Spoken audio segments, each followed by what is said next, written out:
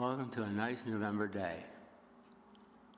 Are you aware that next week is Thanksgiving? That's hard to believe. Thank you, Joanne Wolf, for filling our room with music this morning, maybe your room at home.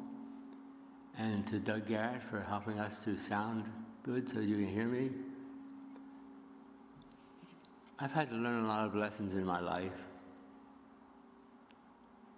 And I began wondering, what are the circumstances that God uses when He really wants to work in our heart, in our life? Maybe it's when we're caught off guard. Off balance and something doesn't work right. I don't know. In 1962, I was working at New York University Hospital in Manhattan.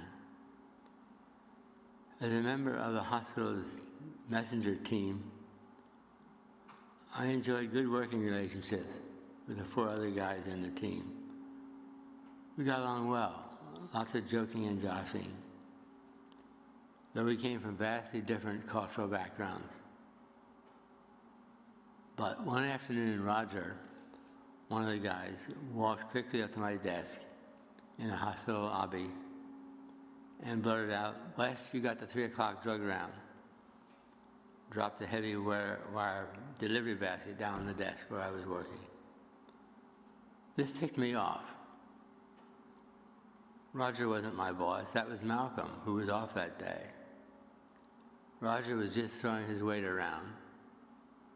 He was being his usual bad self, abrupt, too quick, impulsive, unpredictable.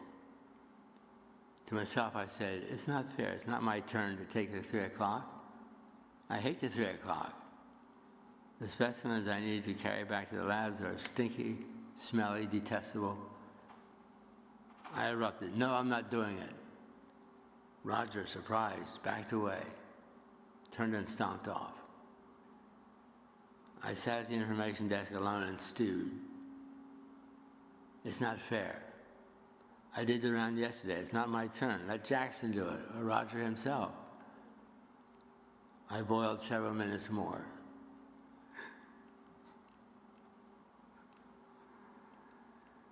Then I began to get uncomfortable with what I had said and what my body language must have communicated. This is no way to act, I admitted to myself. I'm a Christian. I'm in voluntary service. The program the Mennonite Church has established with the U.S. government for conscientious objectors to fulfill the draft requirements of the Selective Service System. I'm supposed to be a witness to the peace of Christ. What am I doing? I felt irresponsible, ashamed, caught off guard, off balance. I cooled off a bit, talked to the Lord, and repented inwardly. Then I grabbed the basket and walked down the hall to the mailroom where Roger was working and blurted out, "Roger, I'm sorry. I was wrong to refuse. I'll take the 3 o'clock.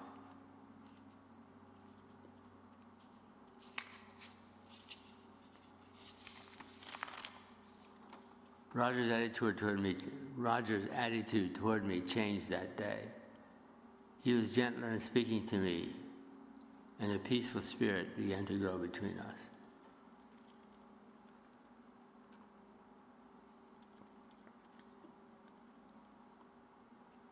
In one of Jesus' short parables in Matthew chapter 21,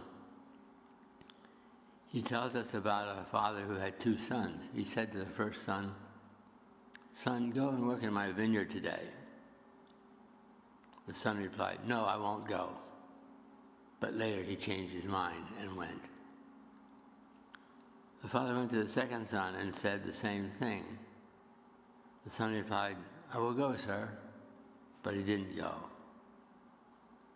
Jesus asked his listeners which of the sons did what his father asked. The first, they replied. Yes, Jesus agreed. Now there are some other things going on in this chapter, in this scene that Jesus is trying to teach to his disciples and others, but we won't go into that now. That's not our topic for today. But in Jesus' story, obviously, to be obedient right away would be the best course, the best response. But consider this. God is good at giving us second chances when we're caught off guard, when we lose our balance, mess up. In the early 1980s, I was working at Camp Deer Park, a Mennonite camp in New York State, owned by the churches of New York City. I was working there for the summer.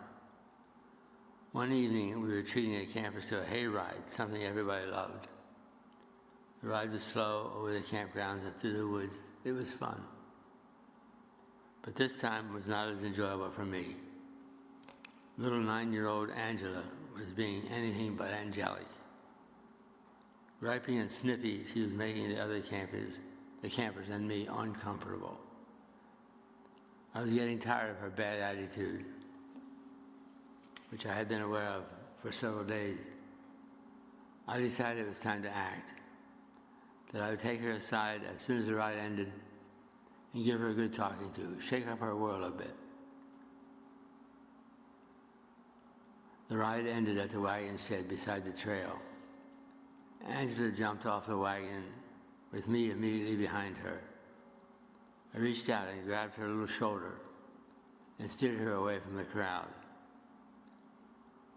But when I opened my mouth,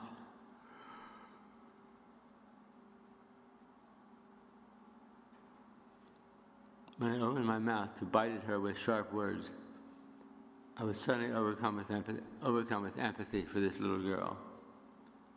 The words I had planned suddenly changed, and I asked, "What's the matter, Angela? Tell me what's wrong." Angela started sobbing.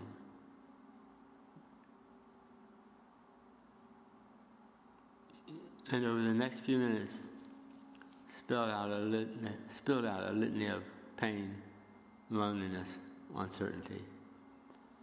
I don't remember all her words or mine.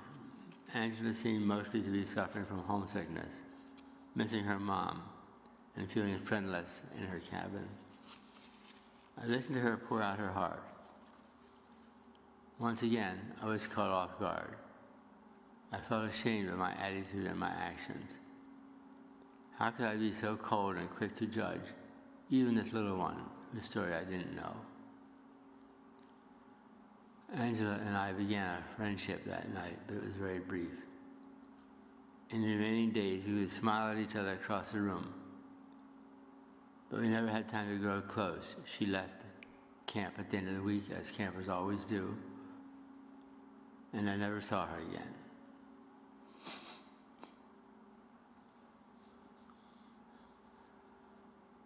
But first, she changed my heart.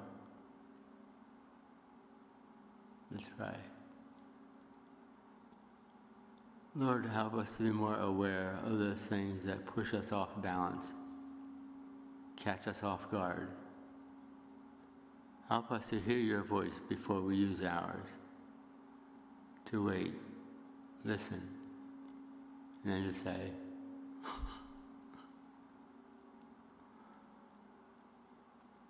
"Okay, I'll go and do it."